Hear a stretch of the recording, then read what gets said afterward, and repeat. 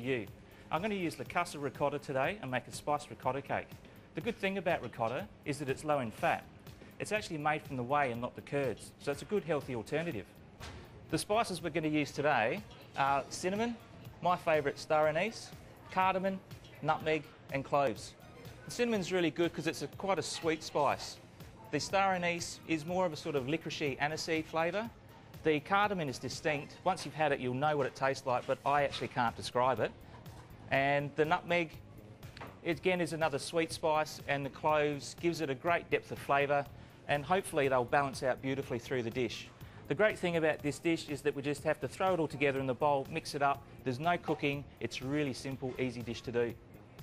All we need to do is, in our mixer, put the ricotta straight in. Nicely measured for us. I've got some zest here of lemon, orange and lime. Into that we've got 80 grams of brown sugar and some vanilla essence, and perfectly measured, there you go, that's about half a teaspoon. And simply we just have to mix that. I don't mind if it's a little bit coarse, if it's got some chunks of ricotta in there, but as long as most of the ingredients are nicely mixed around, that's all you need to do. Okay, that's been mixing literally only for about 2 minutes. So that should be enough for us to have a look and see that the vanilla and the zest is all incorporated. I'll just scrape that down, try not to make too much of a mess. And you can see there that it's got some texture. You see the little nodules of ricotta. We'll get that out into a bowl.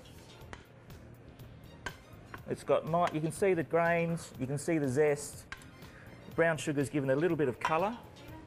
And then we just need to add our spices, already measured out, and we'll just fold that through. And I can already smell those spices doing their thing, and it's a great flavour combination. And ricotta can take quite a lot of flavour. It's actually a good thing to use for this kind of dessert. So all our spices are nicely mixed through, the zest is all incorporated. We've got two options of how we can do this. One way is to put it in a mould, and I've just whacked a bottle of wine on this to weigh it down overnight, and that'll press it so it'll form a nice firm cake. The other way is to mould it into a ring, where I'll try and do this without making a mess again. Get rid of that one. We just spoon it straight in, and it proves how quick and easy this cake recipe is. Let's get a little bit more, and there you go, I did make a mess. And you just tamp that down, and if we pull it up, hopefully it will stay there. And there you go, it's a spiced ricotta cake. Here's the one that I pressed before, and I'm just going to finish that off with obviously some fresh fruit, bit of a drizzle of honey, give it that little bit of sweetness. And the one that we've moulded, I've actually made a tulle biscuit, which is just a thin wafer, and that should fit over the top, just like that.